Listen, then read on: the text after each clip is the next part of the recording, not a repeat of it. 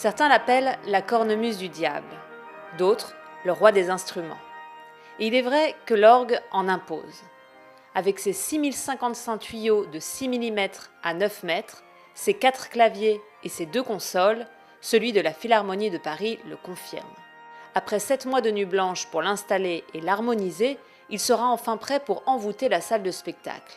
Et c'est grâce au travail de Michel Garnier, un artisan à l'oreille aguerrie, que les spectateurs entendront pour la première fois résonner les premières notes de cet instrument ancestral et complexe. Alors ici, on se trouve en fait dans l'orgue. Un orgue, ça se compose fondamentalement de tuyaux, sachant qu'un tuyau ne peut donner qu'une seule note pour un type de son donné. On a 61 notes pour le clavier, donc en fait le jeu comporte 61 tuyaux. Chaque jeu, idéalement, doit correspondre à un instrument. Alors on a une viole de gambe, on a par exemple une trompette, on peut avoir un hautbois par exemple. C'est un instrument qui en comporte plein en fait.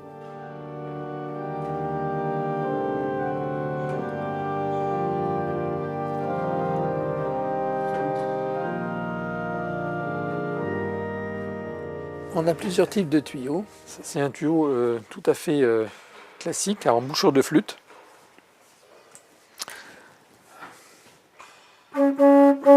À côté, on a par exemple ici des tuyaux qui sont cylindriques, à embouchure de flûte, mais bouchés. Le diamètre influence le timbre et la longueur influence l'accord, la hauteur du son.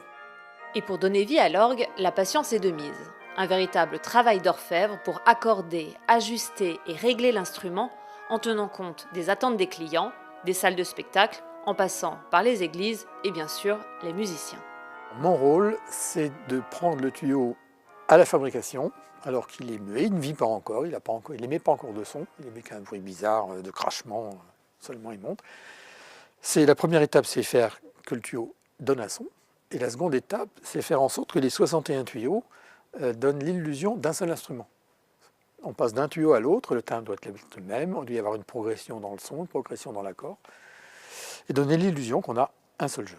On va procéder à l'accord d'un tuyau, un tuyau de pied.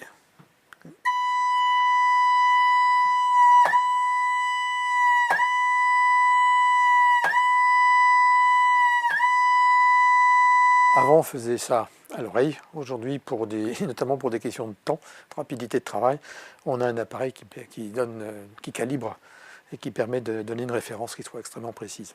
Et donc là, vous jouez sur quoi? Alors, on joue sur la longueur avec le cône, soit en ouvrant si le tuyau est trop bas, soit en le refermant si le tuyau est trop haut.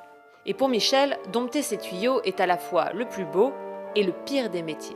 Créer un grand monde sonore comme ça, c'est une démarche musicale. C'est déjà une démarche musicale. On fait les timbres, on fait les couleurs. On se trouve amené à devoir travailler avec des grands artistes comme Olivier Datry, Thierry Esquèche, Philippe Lafay, des gens comme ça. Ça, c'est passionnant. Par contre, on a des conditions, comme le travail de nuit par exemple, la hauteur, les échelles. Quand on travaille dans les églises, il fait parfois très froid. Ici, il fait bon, mais ce n'est pas toujours le cas. Donc il y a des conditions matérielles, physiques, qui font que, des fois, franchement, ça déborde, quoi. On ne peut plus, quoi. Et pourtant, ça fait combien d'années que vous... Oh, combien d'années ça fait que je fais ça? 42 ans. Et pour la première, Michel a un seul souhait, après tant d'heures de travail, qu'un des tuyaux ne soit pas capricieux. Alors pour le découvrir, rendez-vous à partir de février 2016 à la Philharmonie de Paris.